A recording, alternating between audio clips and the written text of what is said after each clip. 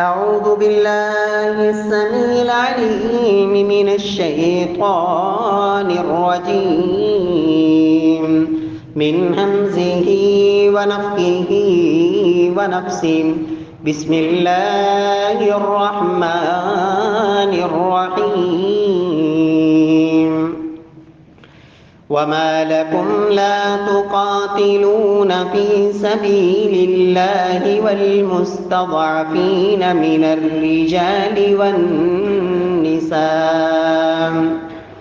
والولدان الذين يقولون ربنا أخرجنا من هذه القرية الظالم أهلها واجعل لنا من لدنك وليا واجعل لنا من لدنك نصيرا.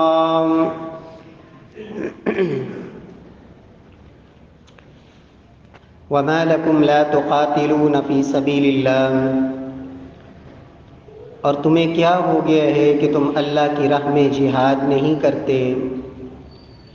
والمستضعفین من الرجال والنساء والولدان، حالانکہ کمزور مرد، عورتیں اور بچے.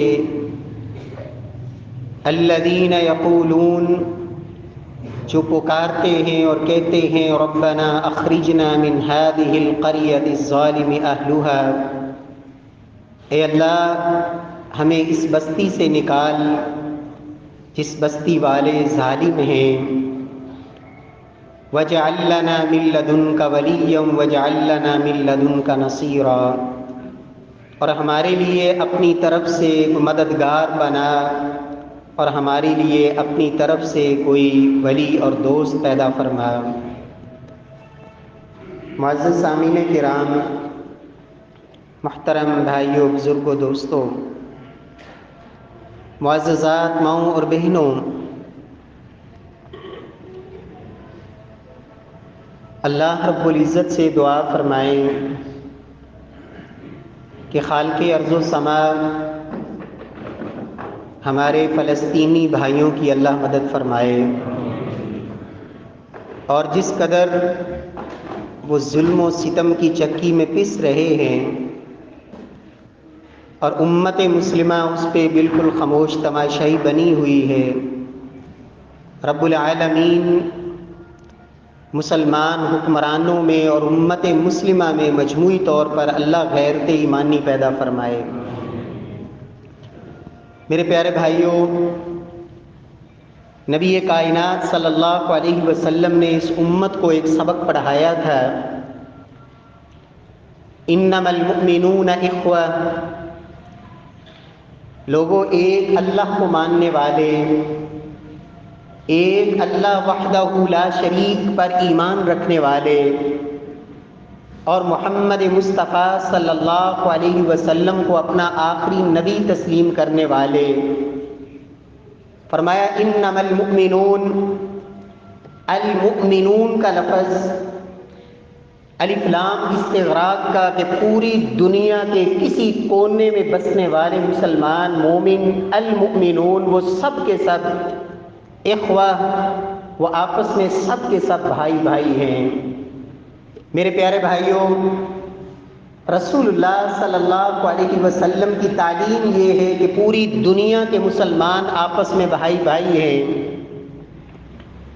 آج امت مسلمہ یہ سبق جو اللہ نے قرآن میں مسلمانوں کو دیا کہ لوگوں سارے مومن آپس میں بھائی بھائی ہیں، اور محمد مصطفیٰ صلی اللہ علیہ وسلم نے ایک موقع پہ نہیں، کئی ایک فرامین میں مختلف انداز میں اللہ کے رسول صلی اللہ علیہ وسلم نے پر سمجھایا.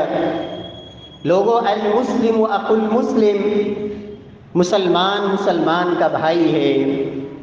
لا یظلمہ ولا یظلمہ، مسلمان اپنے بھائی پر نہ تو خود ظلم کرتا ہے، ولا یظلمہ، اور نہ ہی اپنے مسلمان بھائی کو دشمن کے سپرد کر دیتا ہے، دشمن کے حوالے کر دیتا ہے. ولا یسلم، فرمایا مسلمان اپنے بھائی کو دشمن کے سپرد نہیں کرتا. پیارے پیغمبر صلی اللہ علیہ وسلم نے تیسری روایت فرمایا، لوگو المؤمن للمؤمن کالبنیان یشد بعضہ بعضا وشبک بین اصابع۔ اللہ کے نبی فرماتے ہیں کہ لوگوں، مومن آپس میں ایسے ہوتے ہیں جیسے یہ عمارت دیوار میں لگی ہوئی اینٹیں ایک دوسرے سے جڑی ہوئی ہوتی ہے، منسلک ہوتی ہے، ایک دوسرے کو مضبوط کرتی ہیں۔ فرمایا یہ اینٹیں آپس میں جڑتی ہیں، ملتی ہیں تو دیوار بنتی ہے۔ فرمایا مسلمان مومن آپس میں ایسے عمارت میں لگی ہوئی اینٹوں کی مانند ہیں، یشد بعضہ بعضا، یہ ایک دوسرے کو مضبوط کرنے والے، وشبک بین اصابع، اللہ کے نبی نے اپنی انگلیوں میں تشبیہ دی، فرمایا جس طرح یہ انگلیاں آپس میں جڑی ہوئی ایک دوسرے کو مضبوط کرنے والی، فرمایا مومن آپس میں ایسے ہوا کرتے ہیں۔ قرآن حکیم میں اللہ سبحانہ و تعالی نے دوسری جگہ فرمایا، والمؤمنون والمؤمنات بعضهم اولیاء بعض، لوگوں جو ایمان والے ہیں، جن کے دل میں ایمان ہے، یؤمنون بالغیب، رب کو دیکھا نہیں ایک مانتے ہیں، فرشتوں کو دیکھا نہیں اس فرشتوں پر ایمان رکھتے ہیں، محمد مصطفیٰ صلی اللہ علیہ وسلم کو اور آپ سے پہلے جتنے نبی آئے کسی نبی کو دیکھا نہیں لیکن پھر بھی ایمان، اور قیامت کے دن پر ایمان، اپنی موت پر ایمان، اچھی بری تقدیر پر ایمان، اللہ رب العزت کی توحید کو ماننے والے، فرمایا بعضهم اولیاء بعض، یہ تو ایک دوسرے کے دوست ہوتے ہیں، ایک دوسرے کے لیے قربانیاں دینے والے ہوتے ہیں، ایک دوسرے کے درد کو محسوس کرنے والے ہوتے ہیں۔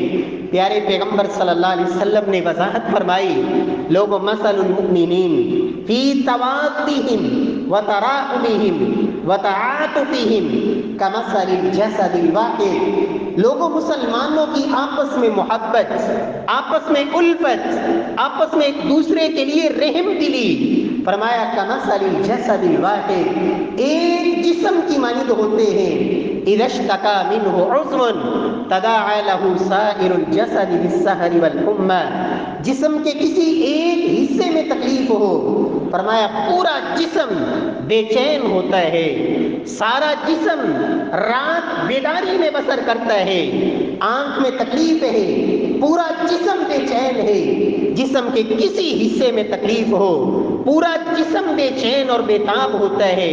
میرے پیارے بھائیوں، اللہ کی نظر میں محمد مصطفیٰ صلی اللہ علیہ وسلم کی تعلیمات کی روشنی میں محبت اللہ کے نام پر، دوستی کا معیار، محبت کا معیار اللہ کا نام، حتی تؤمنوا باللہ وحدہ، لوگوں ایک اللہ کو ماننے والے، رب کی توحید کو ماننے والے، اللہ رب العزت کی ذات کو ایک ماننے والے اور محمد مصطفیٰ صلی اللہ علیہ وسلم پر ایمان، یہ محبت کی بنیاد ہے۔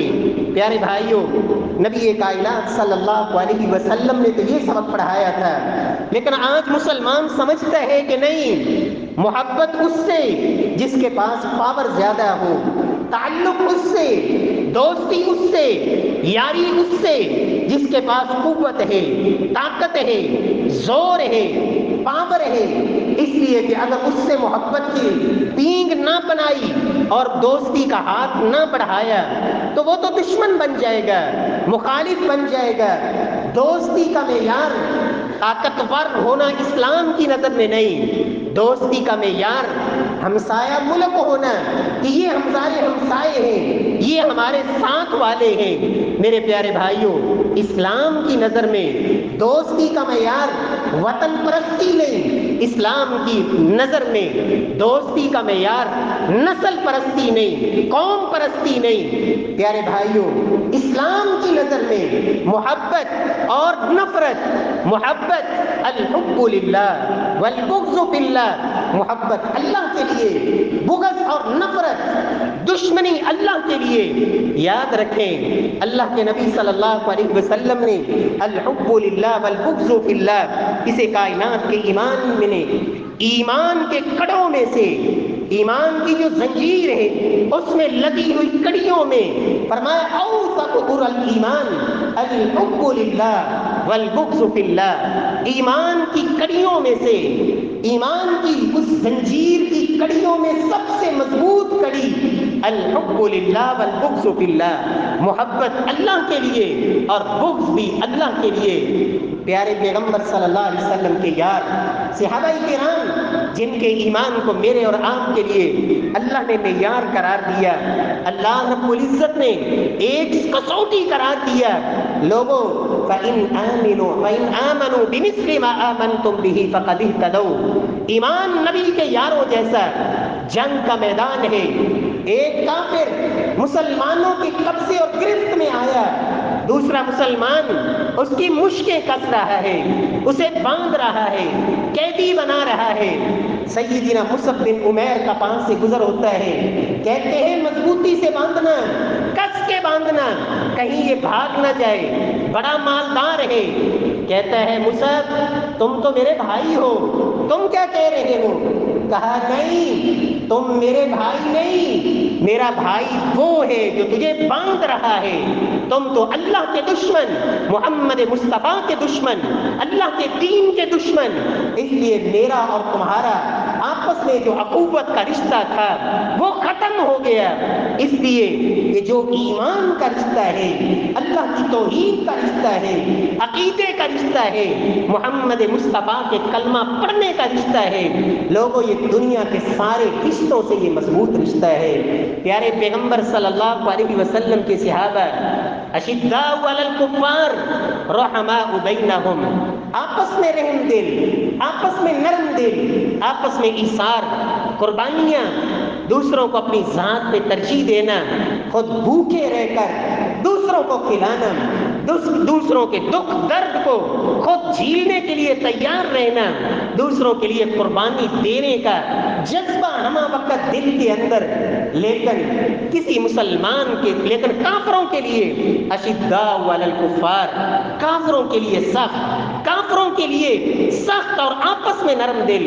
میرے پیارے بھائیوں، اللہ کے قرآن نے کہا تھا وَاذْكُرُوا نِعْمَةَ اللَّهِ عَلَيْكُمْ اذ کنتم اعداء فألف بین قلوبکم فاصبحتم بنعمتہ اخوانا، لوگوں یاد کرو جب تم آپس میں ہی ایک دوسرے کے دشمن تھے، وَاذْكُرُوا، یاد کرو اس وقت کو جب آپس میں تم ایک دوسرے کے دشمن تھے، فَأَلَّفَ بَيْنَ قُلُوبِكُمْ، اللہ نے تمہارے دلوں میں الفت ڈالی، رب نے تمہارے دلوں میں محبتیں پیدا کی، فَأَصْبَحْتُمْ بِنِعْمَتِهِ إِخْوَانًا، تم آپس میں بھائی بھائی بن گئے۔ پیارے بھائیوں، اللہ کے قرآن کی تعلیم بھی یہی تھی کہ لوگوں دنیا کے کسی بھی کونے میں بسنے والا مسلمان جو محمد عربی صلی اللہ علیہ وسلم کو اللہ کا نبی مانتا ہے، اللہ کو ایک وحدہ لا شریک مانتا ہے، وہ تمہارا بھائی ہے۔ لیکن آج مسلمانوں کو تقسیم کر دیا گیا،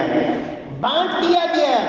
مسلمان کہتا ہے میں مسلمان ہوں، ہاں میں مسلمان ہوں اور پاکستانی ہوں، اس لیے مجھے پاکستان سے باہر جہاں کہیں جو مرضی ہو مجھے کیا غرض، میں مسلمان ہوں اور انڈین ہوں، اس لیے انڈیا میں میں مسلمان ہوں، مجھے کیا پرواہ کہاں مسلمان کس حالت میں ہے، میں مسلمان ہوں اور مصری ہوں، میں ترکی ہوں، میں سعودی ہوں، میں مسلمان ہوں۔ میرے پیارے بھائیوں، یہ جو تقسیم کر دی گئی، بانٹ دیا گیا چھوٹی چھوٹی ٹکڑیوں میں، الا ان الارض للہ، لوگوں ساری زمین میرے اللہ کی، ساری زمین میرے اللہ کی ہے، یورثها من یشاء من عبادی والعاقبۃ للمتقین، لوگوں زمین اللہ کی اور اس پہ رب چاہتا ہے نظام بھی میرا ہو، حکم بھی میرا ہو، اور سب سے پسندیدہ دین اللہ کے ہاں وہ دین اسلام ہے۔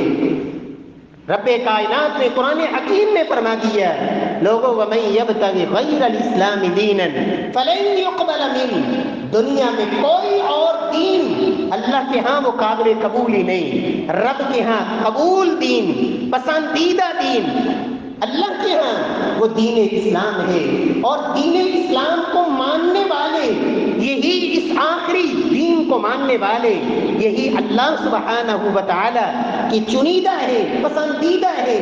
لیکن یاد رکھیں آج مسلمانوں کو اس انداز میں تقسیم کر دیا گیا، پرواہ نہیں دوسرا مسلمان کس تکلیف میں ہے، کس درد میں ہے، کس کرب میں ہے، اس کے معصوموں کو اس کی آنکھوں کے سامنے کیسے گولیوں سے اور کیسے ان کو اڑایا جا رہا ہے، ان کی عورتیں بچے ان کے جوان بوڑھے بالکل صفایا کیا جا رہا ہے، اور جیسے پنجرے کے اندر کسی چیز کو بند کر دیا جائے، باہر سے کچھ بھی نہیں پہنچ رہا، نہ کوئی امداد، نہ کوئی مدد، نہ کسی قسم کا تعاون، بس سوائے ان کی قتل غارت اور ان کو دنیا سے مٹانے کے، اور ہدف ہی کوئی نہیں پیارے بھائیوں۔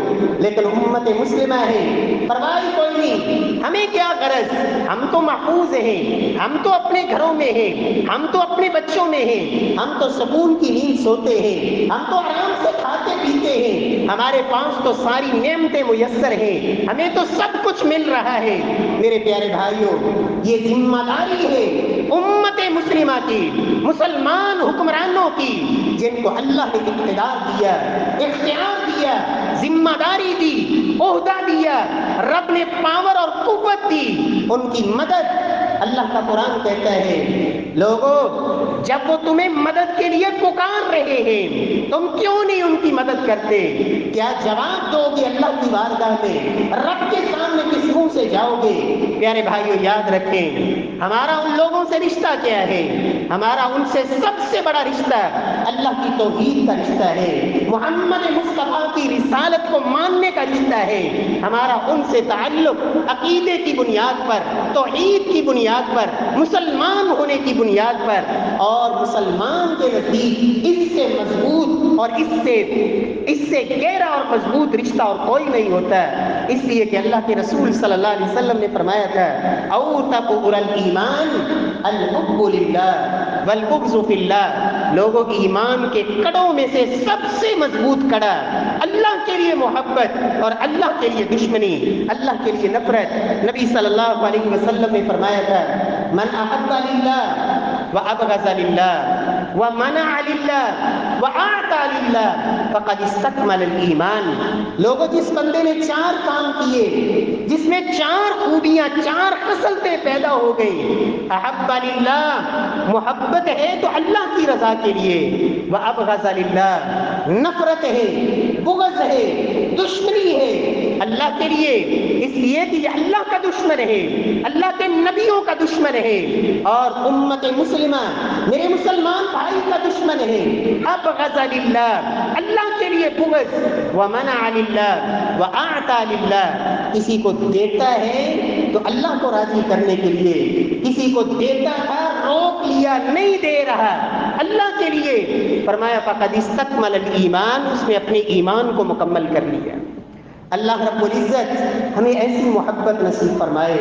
میرے پیارے بھائیوں، بہت سے بھائی کہتے ہیں کہ ہم کیا کر سکتے ہیں، ہم کیا کر سکتے ہیں؟ اس بات میں کوئی شک نہیں، ہم کچھ نہیں کر سکتے، ہم کچھ نہیں کر سکتے، لیکن ہم اللہ سے دعائیں کر سکتے ہیں، اللہ رب العزت سے سجدوں میں گڑ گڑا کے، اور امت مسلمہ کے حکمرانوں سے یہ مطالبہ تو کر سکتے ہیں، ان کی غیرت ایمانی کو جھنجھوڑ سکتے ہیں، بیدار کر سکتے ہیں۔ المیہ یہ ہے کہ 50 سے زیادہ اسلامی ممالک، دنیا کفر متحد ملک اور اتفاق ہے ان کا، ایک کافر ملک جو پاور میں ہے، طاقت میں ہے، سب کچھ اس کے پاس موجود ہے، اسلحہ بھی ہے، فوج بھی ہے، سپاہ بھی ہے، سب کچھ ہے، لیکن ان کو جا کے کہا جاتا ہے آپ گھبرائیں نہیں، آپ کی جنگ نہیں ہماری جنگ ہے، آپ کے ساتھ ہم کھڑے ہیں، امدادی سامان اور سب کچھ پہنچ رہا ہے، اس لیے کہ الکفر ملت واحدہ، کافر ایک ہے۔ محمد عربی صلی اللہ علیہ وسلم نے کہا تھا لوگوں مسلمان ایک ہیں، لیکن مسلمان یہ سبق بھول گیا، مسلمان کو یہ سبق یاد نہیں رہا، کسی ایک مسلمان حکمران کو ہمت نہیں، جرأت نہیں کہ ان کو یہ حوصلہ ہی دے سکے اور ان کے ساتھ ہمدردی کا کھلے عام اظہار ہی کر سکے، اس لیے کہ مفادات اپنے اپنے، اس لیے کہ لالچ اپنے اپنے، طمع اپنا اپنا۔ نبی کائنات صلی اللہ علیہ وسلم نے فرمایا تھا اللہ کے محبوب کی حدیث کو یاد رکھیں. اللہ کے رسول نے فرمایا تھا یوشکو ان تداع الامم کما تداع الاکلۃ الی قصعتها. ایک وقت آئے گا دنیا کفر اور امتیں مسلمانوں پہ ایسے ٹوٹ پڑیں گی جس طرح بھوکے ایک کھانے کے پیالے پہ ٹوٹ پڑتے ہیں، اس طرح کافر مسلمانوں پہ ٹوٹ پڑیں گے. صحابہ کرام نے پوچھا تھا من قلت نحن یومئذ، یا رسول اللہ کیا ہماری تعداد تھوڑی ہوگی؟ ہم تعداد میں تھوڑے ہوں گے؟ میرے پیارے بھائیو، اللہ کے نبی نے فرمایا تھا لوگوں، مسلمان جب اللہ کو ماننے والا ہو وہ تھوڑے تھے. بدر میں کہاں زیادہ تھے؟ 313 تھے. 1000 کا لشکر، مقابلے میں آنے والوں کے پاس اسلحہ بھی ہے، طاقت بھی ہے، پاور بھی ہے، لیکن ان 313 کے پاس ایمان تھا، ایمانی جذبہ تھا. اللہ کی طرف سے پھر مدد بھی آتی ہے، نصرت بھی آتی ہے. جو وسائل تمہارے پاس ہیں وہ تو استعمال کرو، نصرت پھر میرا اللہ دے گا، مدد میرا رب دے گا. جو تمہارے اختیار میں ہے وہ تو کرو، پھر اللہ سے امید باندھو. محمد مصطفیٰ صلی اللہ علیہ وسلم نے مدینے میں بیٹھ کے یہ نہیں کہا یا اللہ میں تو مدینے میں بیٹھا ہوں اور بدر میں یہ کافر آ رہے ہیں، یا اللہ اپنی قدرت سے سب کو برباد کر دینا. محمد مصطفیٰ صلی اللہ علیہ وسلم کے پاس جو 313 تھے آپ لے کے وہاں پہنچے، وہاں بدر میں پھر اللہ سے دعا کی، اے اللہ یہ مٹھی بھر جماعت، یہ تیری توحید کو ماننے والے جو میری محنت تھی یا اللہ وہ لے آیا ہوں، اگر آج یہ ختم ہو گئے تو پھر تیری توحید بچے گی نہیں، نام لینے والا کوئی نہیں رہے گا. یا اللہ اب یہ ننگے پاؤں بھی آئے، جسموں سے ننگے بھی ہے، پاس اسلحہ بھی نہیں، اے اللہ اب ان کی تو مدد فرما. پھر اللہ کی طرف سے نصرت بھی آتی ہے. قرآن کہتا ہے پھر اللہ نے فرشتے بھی اتارے. صحابہ کہتے ہیں ہم نے بدر کے میدان میں اللہ کی نصرت کو آنکھوں سے دیکھا. ایک صحابی کہتے ہیں کافر بھاگ رہا تھا بدر میں، احد میں، اللہ کی طرف سے پھر یہ نصرت آتی ہے. فرمایا کافر بھاگ رہا ہے، میں اس کے پیچھے ہوں.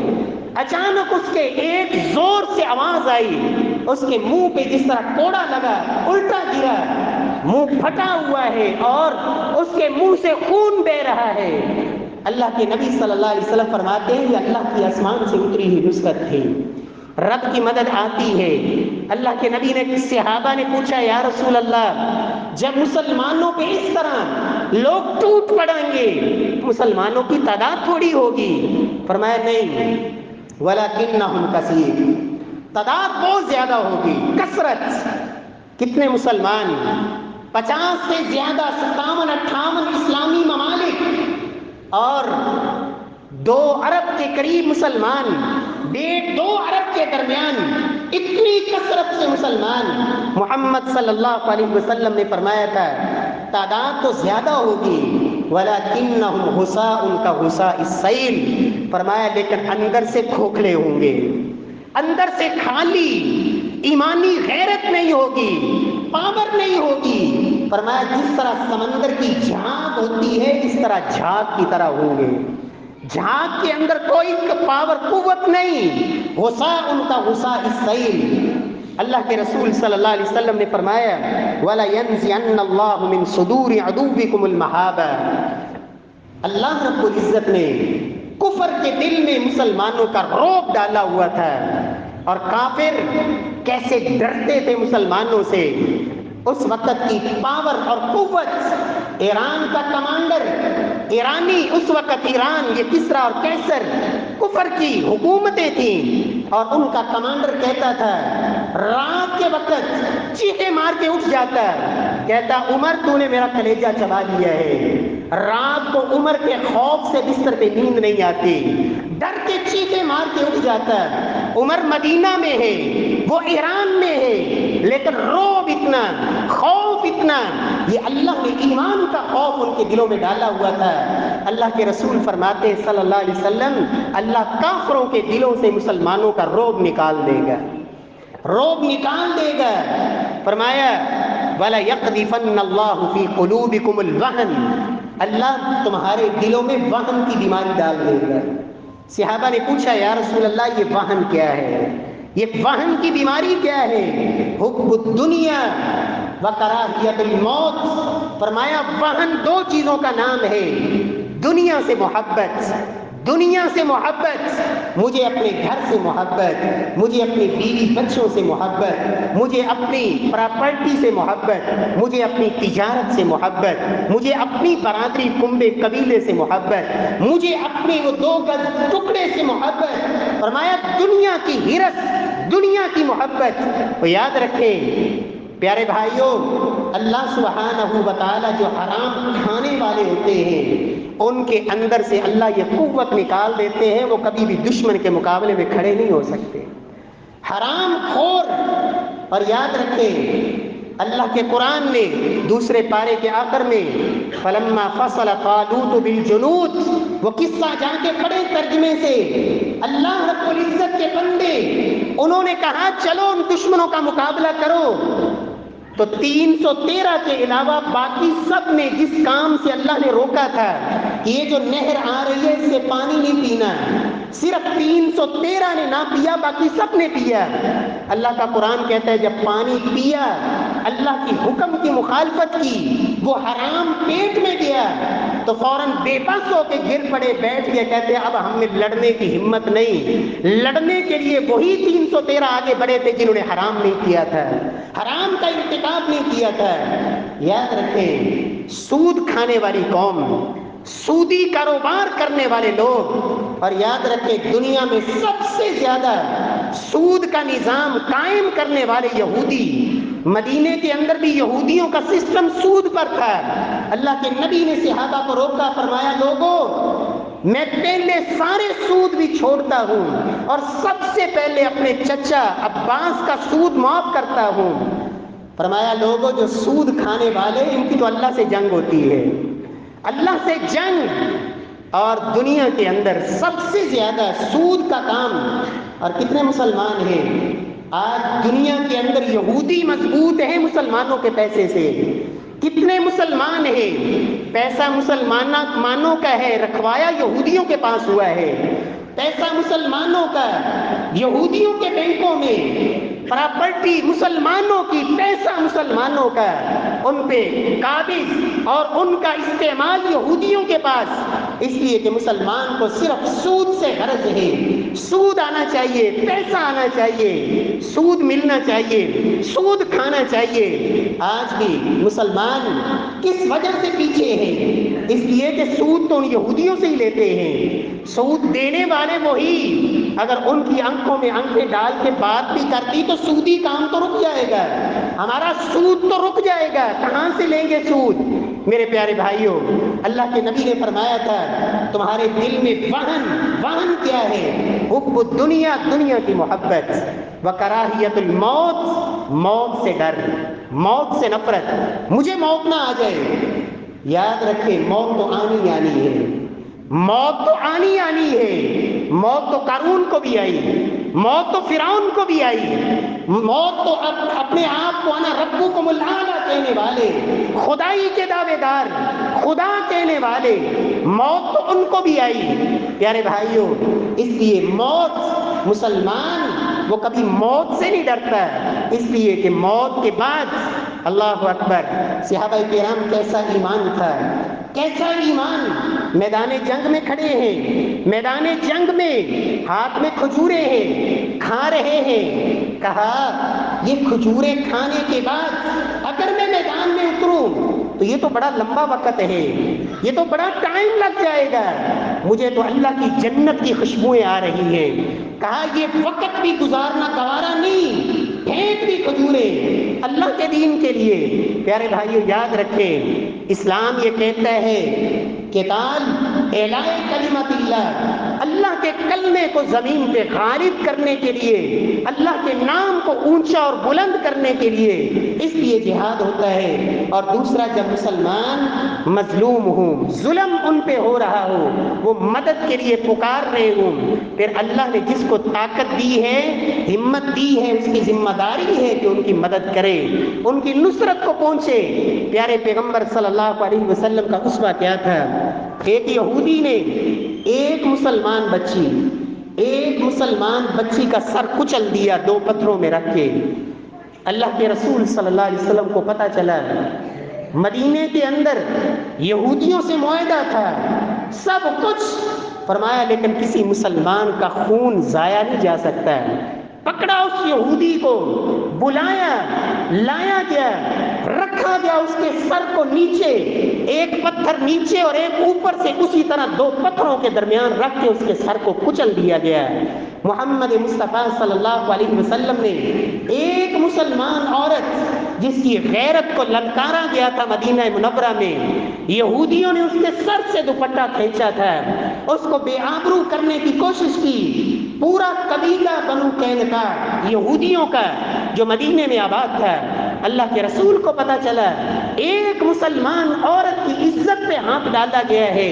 اللہ کے رسول صلی اللہ علیہ وسلم نے اس قبیلے کا محاصرہ کیا اور اس جرم کی پاداش میں جس یہودی نے یہ جرت کی تھی، فرمایا اللہ کے نبی نے اس کو قصاص میں، کیونکہ اس مسلمان عورت کی مدد کے لیے ایک مسلمان پہنچا، اس نے اس یہودی کی اسی وقت قتل کیا، یہودیوں نے اس مسلمان کو شہید کیا۔ اللہ کے رسول نے اس مسلمان کا قصاص بھی لیا اور اس پاداش میں، اس جرم کی پاداش میں یہودیوں کو مدینے سے جلا وطن کر دیا، اس قبیلے کو وہاں سے ملک بدر کیا، نکالا۔ کس وجہ سے؟ ایک مسلمان عورت کی عزت کی دفاع کے لیے۔ پیارے بھائیوں، اللہ کے نبی کی تعلیم تو یہی تھی، اللہ کے رسول کا اسوہ تو یہی تھا۔